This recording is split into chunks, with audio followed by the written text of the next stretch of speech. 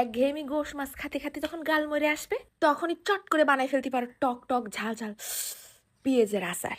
শুধু গরম গরম সাদা ভাত না, এই আচারটা পোলাও বিরিয়ানি দিয়েও খেতে পারবা। আসসালামু আলাইকুম। এই পর্যন্ত কম আচার তো দেখাইনি, তা ঘরে থাকা উপকরণ দিয়ে হয়ে যাক আজকে টক টক ঝাল ঝাল সুস্বাদু পেঁয়াজের আচার। আরে বাবা দাম কম, এই ফাঁকে আচার বানাই ছেড়ে দিই। হাফ কেজি মতন ছোট্ট ছোট্ট দেখে দেশি পেঁয়াজ নিয়ে নিছি, বেশ একটু স্বাদ হবে না ভালো। পানির মধ্যে ফেলাই দিয়ে ধুয়ে নিয়ে খোসাটা ছিলে এই বেশি না 4 ফেলা করে নিছি। তবে একটা কথা, এই পেঁয়াজের আচারটা কিন্তু বানানোর পর কমে যায়। তারপর নিয়ে নিলাম হাফ চা চামচের কম একটুখানি জিরে, ওই পরিমাণের একটুখানি ধনে, এগুলোর থেকেও কম পরিমাণে নিছি আরো একটুখানি মেথি, আর দিয়ে দিছি 7-8টা শুকনো ঝাল। কড়াইয়ের মধ্যে ফেলাই দেবো ঘপ ঘপ করে টেবিল খানিক সয়াবিন তেল। প্রথমেই দিয়ে দিছি আগে শুকনো মশলাটুক, 2-4 মিনিট আগে ভাজে নিয়ে তারপর পরই এর মধ্যে ঢেলে দেবো কাটা পেঁয়াজটুক। পেঁয়াজটাও বেশ কিছুক্ষণ নেড়ে চেড়ে নিছি।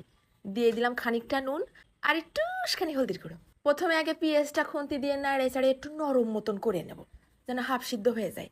তারপরে ফেলাই দিলাম 1 খাবলা তেঁতুল, তেঁতুলটাও আবার খুন্তি দিয়ে খুঁচাই খুঁচাই ভেঙে দিচ্ছি।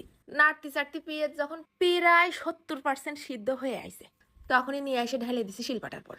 কোনো কথা হবে না, একদম নিপিস করে বাইটে নেবো। বাটার সময় ওই তেঁতুলের বিচিগুলো তুলে তুলে আবার ফেলাই দিছি। এরপর কড়াইয়ের মধ্যে ঢেলে দিলাম আরো 2 টেবিল চামচের মতন সয়াবিন তেল, দিয়ে দিছি 2-3টে শুকনো ঝাল ফোড়ন আর একটুখানি সর্ষে ফোড়নে। ভালো করে চটর পটর করে ফুটা হয়ে উঠলি ঢেলে দেবো পেঁয়াজ বাটাটুক। চুলোর জালটা একেবারে মিডিয়াম লো করে দিছি। তারপর অনেকটা ধৈর্য নিয়ে সময় নিয়ে আস্তে সুস্তে নাড়তে হবে, যেন তলা না লাগে যায়। ছিটিয়ে দিলাম একটুখানি কয়দানা চিনি আর আরো একটু খানিকটা স্বাদ মতো নুন।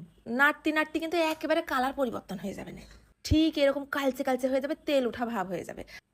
আচারটা আচারের মতো লুক হতে হবে না, রুচি নেই, একঘেয়েমি তরকারি খেতে খেতে জিবলেটা বিষাদ হয়ে গেছে। কোনো সমস্যা নেই, বানাই খেয়ে ফেলো সুস্বাদু ঝাল ঝাল টক টক ঘিরানালা পেঁয়াজের আচার। তো এই আচারটা কিন্তু বানায় রাখতে পারো ঈদের দিন পোলাও বিরিয়ানি দিয়ে খাওয়ার জন্য, তাতেও একেবারে সেই আকারে জমে যাবে না। যে এরকম কলজেসিরা ঝাল হয়েছে সেই রকম একটা টক টক ভাব, সাথে মশলা দিছি না আচারই ফেলেবার। পেঁয়াজের একটা হালকা মিষ্টি মিষ্টি স্বাদও আছে। খাওয়ার প্রথমে হোক অথবা খাওয়ার শেষে একটুখানি আচার নিয়ে ভাত কটা চটকায় মাখায় লুতুপুতু করে খাই নিছি। তা বেশ মেলা ঝাল হয়েছে রে। ভাজার পর আচার কমে গেছে না, আমার ঘরে আবার আচার টাচার বেশি দিন থাকে না, বানানোর সাথেই পরের দিন শেষ।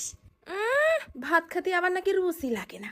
এইরাম করে আচার বানাই চামচ খানিক পাতে তুলে দিবা, দেখবা মেশিন স্টার্ট হয়ে গেছে, খালি খাতেই থাকবে ভুলতে পারবে না। তা ঈদের আগে একদিন বানাই টেস্ট করে দেখে কিরকম লাগে।